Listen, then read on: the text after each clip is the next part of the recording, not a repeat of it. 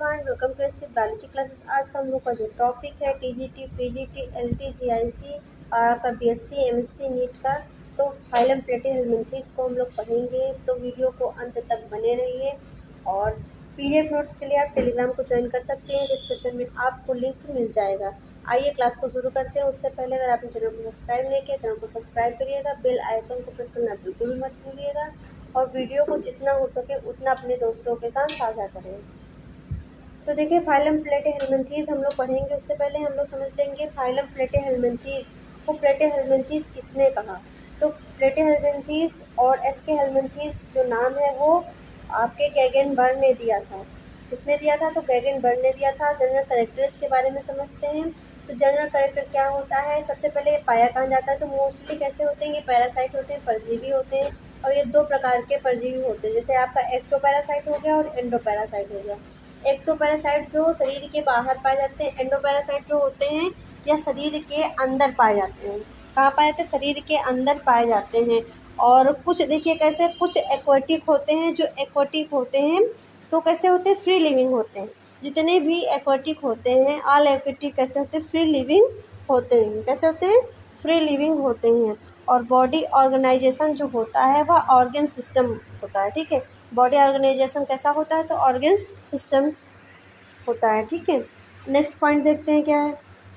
Next point है, इनमें alimentary canal तो पाई जाती है पर गुदा जो होता है एनस नहीं पाया जाता है। और इस प्रकार के जो एलिमेंट्री कैनाल होती है, तो इस प्रकार के एलिमेंट्री कैनाल को ब्लाइंड सैक बॉडी प्लान कहा जाता है। यानी कि इसमें मुख तो पाया जाता है पर एनस नहीं पाई जाती है। जो उत्सर्जी पदार्थ होते हैं मुख द्वारा ही ग्रहण करते हैं और मुख से खाया जाता है। मुख से क्या करेंगे? उत्सर्जी पदार्थों को बाहर निकालेंगे। अगला देख लेते हैं, इसकी सिमेट्री कैसी होती है। तो बायलैटरली सिमेट्री होती है, यानी कि देखो इनको बीच से अगर काटा जाएगा ये दो भागों में बढ़ जाएंगे। एसिलोमेट होते हैं विदाउट सिफाइलाइजेशन एंड मेटामेरिक सेगमेंटेशन होता है इसमें। और इन्हें फ्लैट वार्म भी कहते हैं।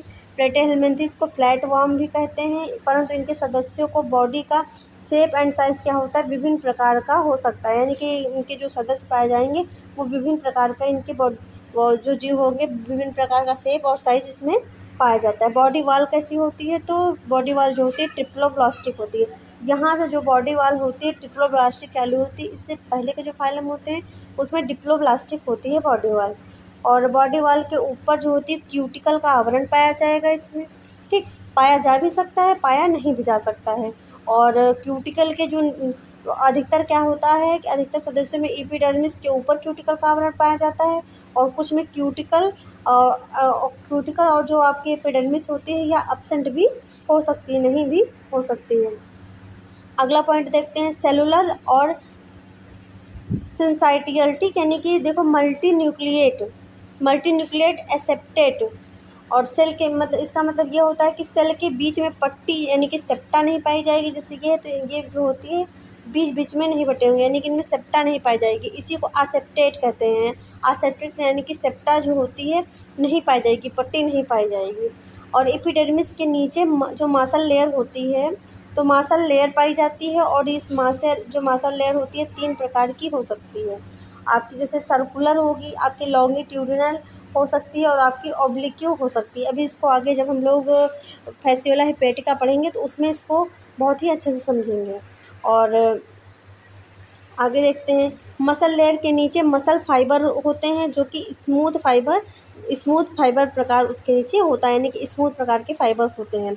और बॉडी वॉल से चिपकने के लिए इनके शरीर में, जैसे मानव के आंत में चिपकते हैं, तो मानव के आंत में चिपकने के लिए इनके जो शरीर में क्या देखिए हुक होते हैं, स्पाइन्स होते हैं एंड स्पाइन्यूल्स परजीवी के शरीर से चिपकने के लिए रहते हैं तथा ये इसी से चिपक कर के क्या करते हैं? पोषण को प्राप्त करते हैं। अगला पॉइंट देखते हैं, सीलोम। ठीक है, सीलोम एब्सेंट तथा इसमें सीलोम की जगह मेसोडर्मल टिश्यू भरा रहता है। ठीक, सीलोम एब्सेंट होती है और सीलोम की जगह क्या होता है? मेसोडर्मल जो होता है टिश्यू भरा रहता है, जिसे पैरेन्काइमा या मेसेनकाइमा कहते हैं। ठीक, जिसे क्या कहते हैं? पैरेन्काइमा, मेसेनकाइमा कहते हैं। अभी हम लोग प्लेटिहेल्मिन्थेस को जाने रहे हैं, उसके बाद इसकी स्पीसीज को पढ़ेंगे, यानी कि इसका हम लोग इंट्रोडक्शन पढ़ रहे हैं। ठीक है, समझ लीजिए। और डाइजेस्टिव सिस्टम कैसा होता है? तो इसमें डाइजेस्टिव सिस्टम जो होता है, एलिमेंट्री कैनाल जो होती है वो प्रेजेंट भी हो सकती है और एब्सेंट भी हो सकती है। और जैसे आपका सिस्टोडा में क्या होती है, एलिमेंट्री कैनाल जो होती है यह एब्सेंट होती है। और अगला देखते हैं पॉइंट, अगर एलिमेंट्री कैनाल प्रेजेंट होती है तो यह कैसी होती है, प्रेजेंट होगी पर कैसी होगी, अपूर्ण होगी, यानी कि इसमें जो होगा एनएस नहीं पाया जाएगा। इसको ब्लाइंड सैक प्लान कहते हैं, ठीक है, जिसमें क्या होती है एनएस नहीं पाई जाती, मुख ही पाया जाता है। उसमें मुख होता है दोनों का, खाने का भी और निकालने का, दोनों का कार्य करता है। रेस्पिरेशन कैसा होता है, तो रेस्पिरेशन जो होता है ऑक्सीजन यानी कि एनारोबिक होता है। शरीर की सामान्य सतह से क्या होता है, विसरण विधि द्वारा श्वसन की प्रक्रिया होती है, पर इसमें ये होता है कि इसमें ऑक्सीजन बिल्कुल नहीं होती, ठीक, ऑक्सीजन बिल्कुल नहीं होगी। सर्कुलेशन कैसा होता है, और मतलब मोस्टली प्रिमिटिव यानी कि अल्प विकसित होता है। और एक्सक्रिएटरी सिस्टम कैसा होता है, तो इसमें उत्सर्जी अंग जो होते हैं, देखो फ्लेम सेल पाई जाती है और प्रोटोनी फ्रीडिया पाई जाएंगी, आपके सोलेनोसाइट्स पाई जाएंगी, ठीक है। 3 प्रकार के इसमें उत्सर्जी अंग होते हैं, यानी कि अलग अलग उसमें अलग अलग प्रकार के हो सकते हैं। नर्वस सिस्टम कैसा होता है, नर्वस सिस्टम आपका सेरेब्रल रिंग में रहेगा, ठीक है। क्या होता है, देखो सेरेब्रल रिंग में रहेगा और जिसमें क्या होती है, गांठ-नुमा संरचना हो पाई जाती है। इसी गांठ-नुमा संरचना को सेरेब्रल गैंग्लियाई कहते हैं। क्या कहते हैं, सेरेब्रल गैंग्लियाई कहते हैं। अगला क्वेश्चन है रिप्रोडक्टिव सिस्टम, ठीक। रिप्रोडक्टिव सिस्टम कैसा होता है, मोस्टली मोनोसियस होते हैं, यानी कि ये द्विलिंगी होते हैं। द्विलिंगी उभयलिंगी यानी कि बाइसेक्सुअल, एक ही बॉडी में नर और मादा होते हैं, ठीक है। तथा कुछ डायोसियस होते हैं, यानी कि कुछ एकलिंगी भी हो सकते हैं कुछ जीव इसके। और फर्टिलाइजेशन देखते हैं कैसा होता है, तो इंटरनल होता है इसमें फर्टिलाइजेशन। इसमें मतलब इंटरनल ही होता है, जितने इसके आपके प्लेटिहेल्मिन्थेस के जीव आएंगे उनमें का फर्टिलाइजेशन कैसा होगा, इंटरनल होगा। फर्टिलाइजेशन जो होता है वह कॉपुलेशन की प्रक्रिया के द्वारा होता है, किसके, कॉपुलेशन की प्रक्रिया द्वारा होता है। अगला देखते हैं डेवलपमेंट क्या होता है, तो क्लीवेज यानी कि विदलन, स्पाइरल एंड आपका स्ट्रॉन्गली क्या होता है, डिटर्मिनेट होता है, ठीक है। अगला है डेवलपमेंट मोस्टली इनडायरेक्ट का मतलब ये होता है कि इसकी जो बड़े मतलब एडल्ट स्टेज होगी वहाँ तक इसकी क्या लार्वा अवस्था पाई जाएगी। अगर लार्वा अवस्था पाई जाएगी तो उसमें इनडायरेक्ट बोलते हैं, अगर लार्वा अवस्था उसके जीवन काल में नहीं पाई जाती है तो उसको डायरेक्ट बोलते हैं, ठीक है।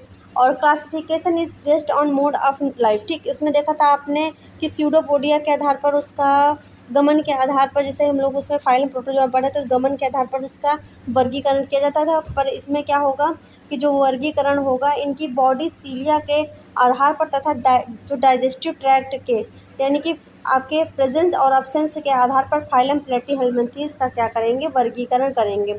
और फाइलम प्लेटिहेल्मिन्थेस तो इसको देख लेते हैं कि इम्पॉर्टेंट है आपका, तो इसको देखो आपके टर्बेलोरिया और टर्मेटोडा और आपका सिस्टोडा, ठीक। इसमें देख लेंगे तो इसके अंतर्गत जो जीव आते हैं फ्री लिविंग होते हैं, जैसे आपका प्लेनेरिया हो गया और आपका डाइजीनिया हो गया। और इसमें क्या होता है, ग्रेट रीजनरेशन ओबिलिटी होती है, यानी कि जो आपका प्लेनेरिया होता है इसमें सबसे ज़्यादा पुनरुद्भवन पाया जाता है। इसे कहा जा सकता है कि मतलब चाकू की नोक पर इसे क्या है, अमृत प्राप्त है, यानी कि अगर इसको चाकू को नोक से बहुत छोटे छोटे टुकड़ों में काट दिया जाए तो ये क्या करेगा, अपने हर एक खंड से नए प्लेनेरिया को उत्पन्न कर लेगा। और इसके बाद किसमें, हाइड्रा में पाया जाता है पुनरुद्भवन की क्षमता।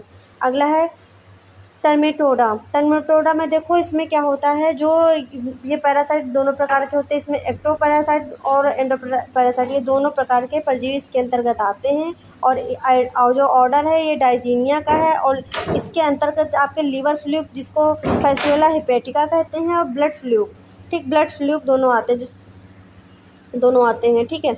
और सिस्टोडा में देख लेंगे इसके जितने भी जीव होंगे वो कैसे होंगे, एंडोपैरासाइट होंगे। इसमें एलिमेंट्री कैनाल जो होगी वो एब्सेंट होगी, और इसके अंतर्गत टैपवॉर्म आएंगे। टैपवॉर्म में आपके आ जाएंगे पॉर्क टैपवॉर्म और आपका बीफ टैपवॉर्म और आपका डॉग टैपवॉर्म।